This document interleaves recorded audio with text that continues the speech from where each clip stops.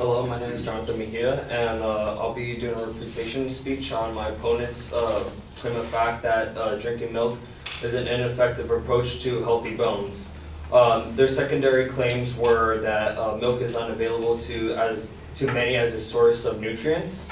Secondly, alternative sources of nutrients are more potent than milk, and that finally that these alone are not enough to ensure healthy bones. Even though that my opponent did a great job of making a speech and such, there is some flaws into the secondary claims. They are very weak into their citations of credibility, and then it has implemented fallacies throughout the speeches. For the first secondary claim of that milk is unavailable to many as a source of nutrients, she has mentioned that a statistic saying that 65% of human population are lactose intolerant, but has never implemented any sources to back this up. With this, I found a source from National Digestive Disease Information from 2015 stating that only 33% of people are lactose intolerant and globally. So this shows that there's a decreased amount of a percentage of people actually they're actually lactose intolerant. Continuing on with this source, it has implemented that 75% of Americans have a decrease of lactase activity. This means that they're not that the milk is unavailable to them. They just choose not to do it, to choose not to have a milk as a source. So this implemented that it's not just it's not because it's unavailable. They just choose it because either their lifestyle or whatever the case may be. She also pointed out into their first claim that that milk allergies can be very dangerous and it can even result to death. I felt like this is a type of overstatement to what it actually is. Mayo Clinic has said that it does cause vomiting and wheezing and diarrhea, but it has some symptoms of showing anaphylaxis, which anaphylaxis is a reaction that blocks airways, including breathing. Anaphylaxis is a rare reaction that doesn't really show signs of people having this, and so there's really a small count of the people having this. Going on to my secondary claim, alternative sources of nutrients are more potent than milk. Obviously, there are going to be some alternatives to this, but are they very potent to this? She mentions replace milk for calcium. You can consume sardines, cheeses, and yogurts. Cheeses and yogurts are run into the dairy family, so which proves a point that milk, cheese, and yogurts are such a dairy product that continues. There's a contradiction into this, saying that these dairies are as potent as any other source. Going on to this, she also said that there's alternative foods to go with this to substitute this, such as broccoli, spinach, and beans and such.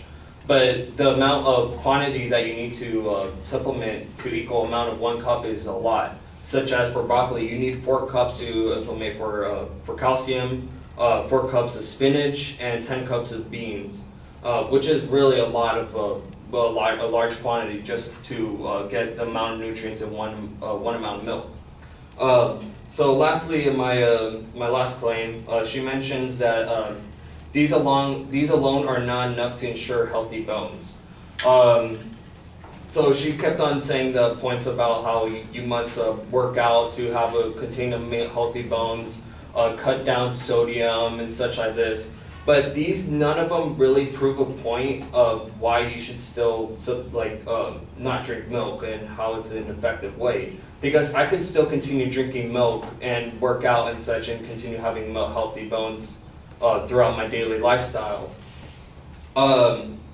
So it just hurts her claim because it just avoids the actual issue of her point throughout. So in conclusion, she does have secondary claims, but they do not have they have insufficient support that makes it a very weak to supporting her actual claim. Thank you.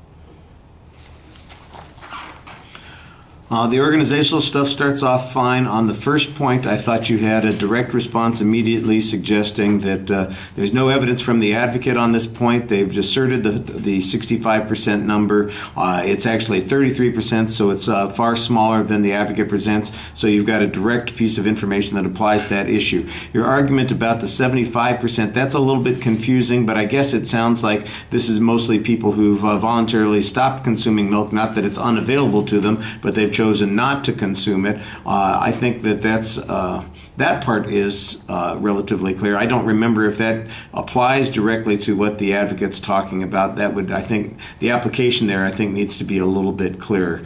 The analysis was fine, but like I said, the explanation of the impact of the argument was not. On the milk allergies issue, I do think that you've got a reasonable challenge here that this is overstated. We don't really get any data on the frequency with which people have severe allergic reactions to milk products. You get a description of what some of the allergies might consist of. I don't know how that helps you very much, but you basically says that the number of people who suffer from this is small, and I'm waiting for the evidence to follow that up with, and it wasn't really presented. The alternatives, I think you've got some good information here. I do think you need to cite it, but the idea that says, oh, well, let's replace 1 glass of milk with 4 cups of broccoli or 4 cups of whatever the other, spinach, or 10 cups of beans, that doesn't sound like it's very practical. Can you imagine trying to pack that into a kid's lunch? That sort of thing.